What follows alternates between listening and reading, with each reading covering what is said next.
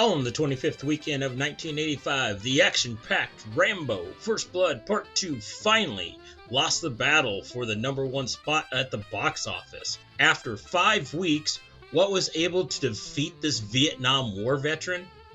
It was 4 extraterrestrials and a sprightly band of senior citizens from a retirement center. Set in sunny St. Petersburg, Florida, Cocoon follows a group of residents at the Sunny Shores Villas Retirement Community. Try saying that one 5 times fast. Sunny Shores Villas Retirement. The booty. Whatever.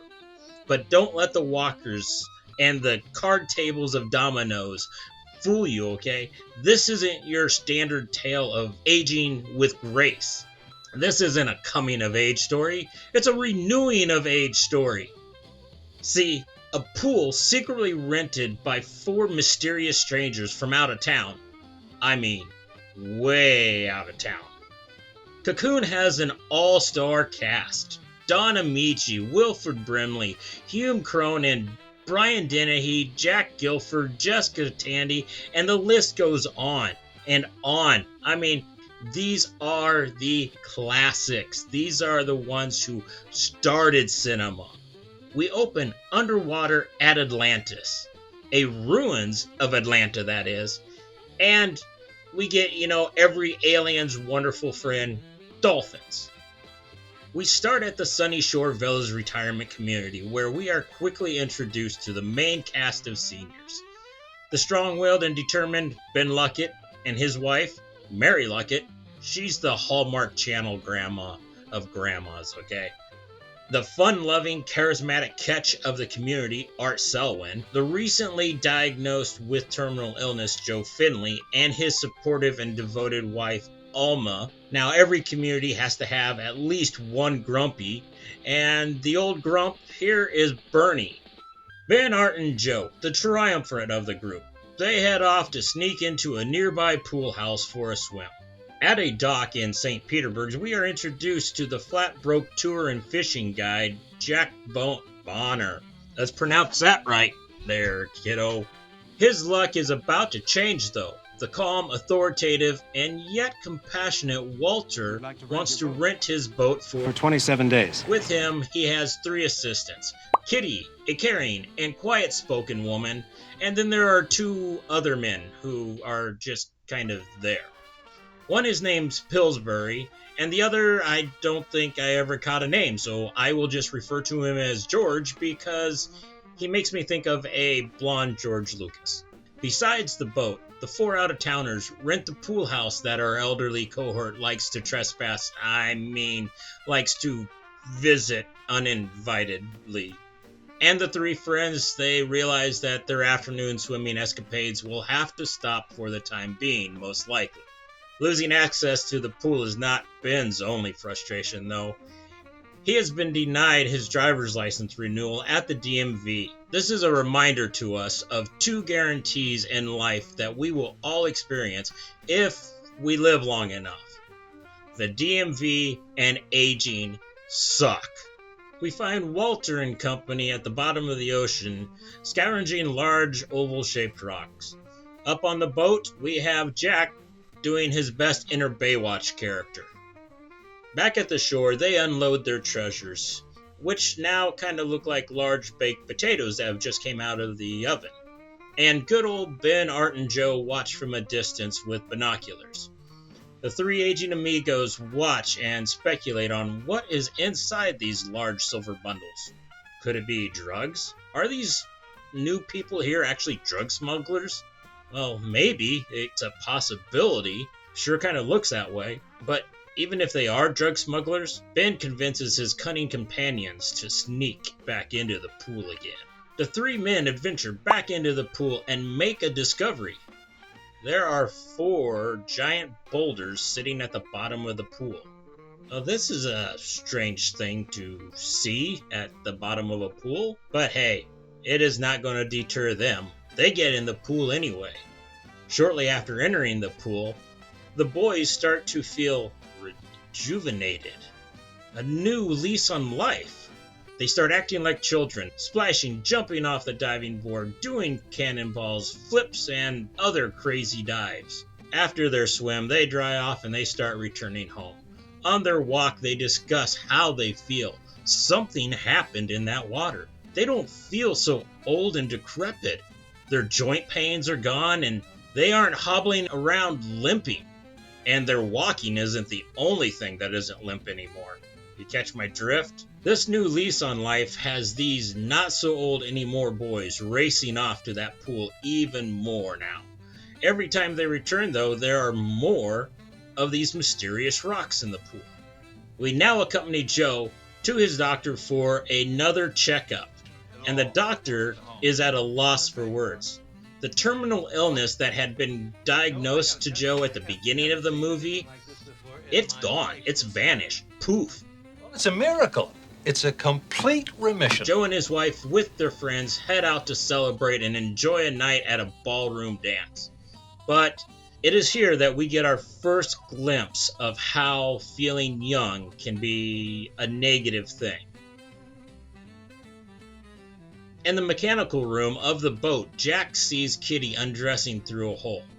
Trying to be respectful, he looks away, but his male carnal instincts, it just has too much control. He peers back through the hole, and he gets to see more than what he was expecting. After removing her clothes, she takes off her skin to remove a bright glowing humanoid. The light pierces the hole, lighting up Jack for Kitty to notice. Freaked out by the bright glowing being on the other side of the hole, Jack heads up to the controls and he is ready to race to shore. Kitty, redressed with both skin and robe, along with her 3 chaperones, give chase.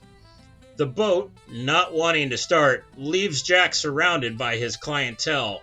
They're standing and staring at him.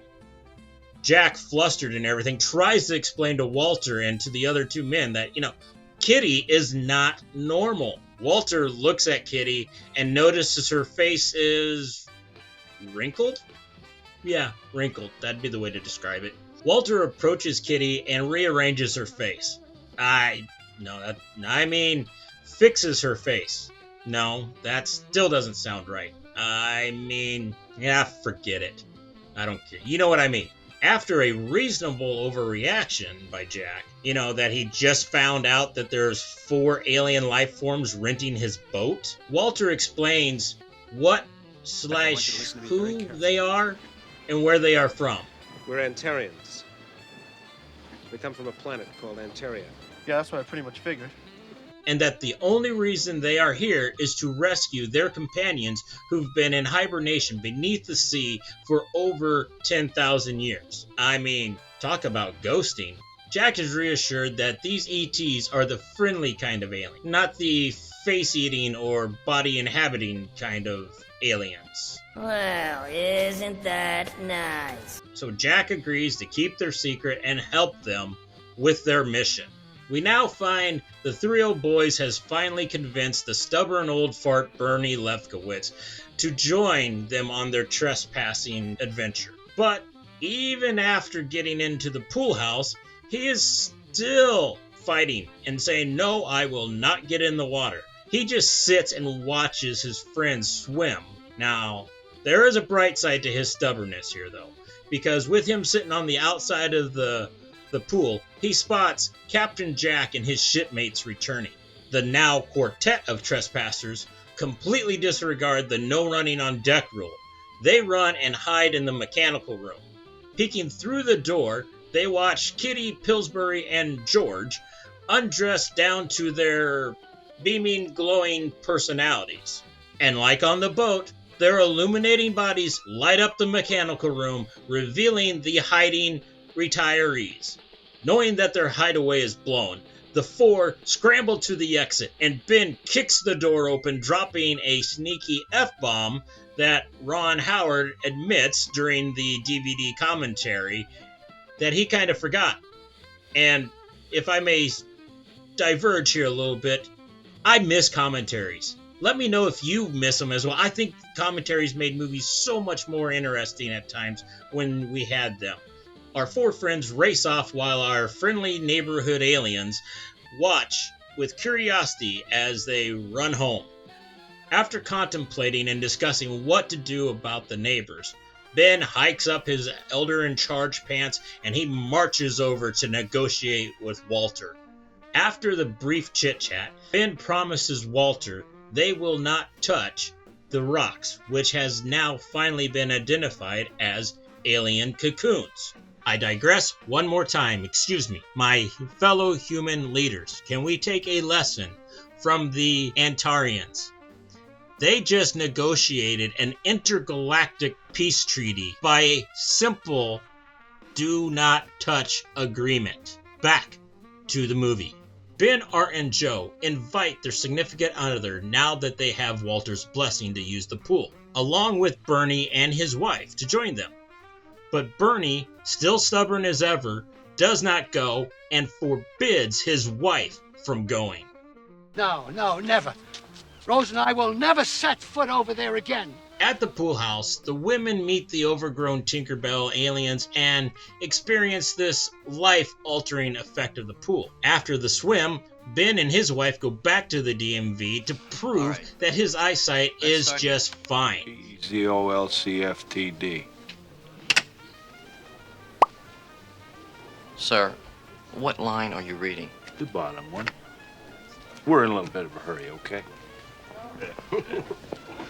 Getting his license back, Ben gathers up all of his friends into his 1962 Cadillac and they head out on the town.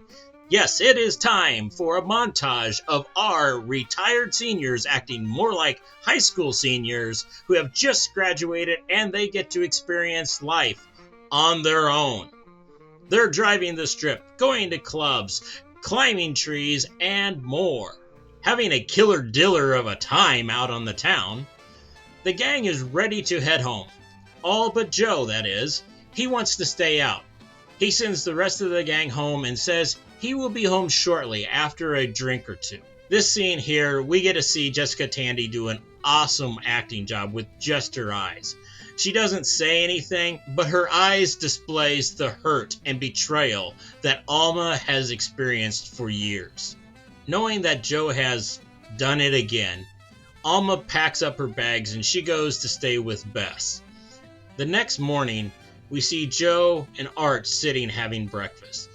Joe, you can tell he's down on himself because he knows he screwed up. Art knows it also, so Art asks if he would like to go swimming. Well, Bernie is there. Just the mentioning of the pool sends him into a frenzy. Pool. Can't you think about anything else? If you and Rose just... He is tired of hearing about it. He just goes off, spilling the secret of the pool to the whole community to hear. And he makes some sly, snide remark, causing Joe to come out swinging.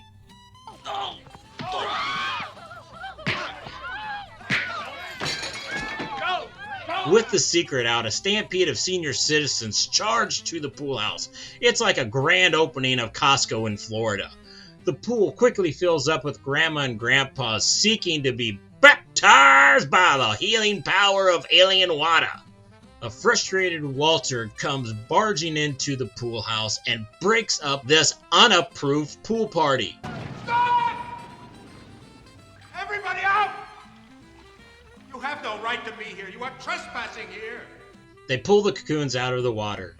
They open one and we see the effects of having so many elderly individuals in the pool at one time. Now the life force is completely drained from the water.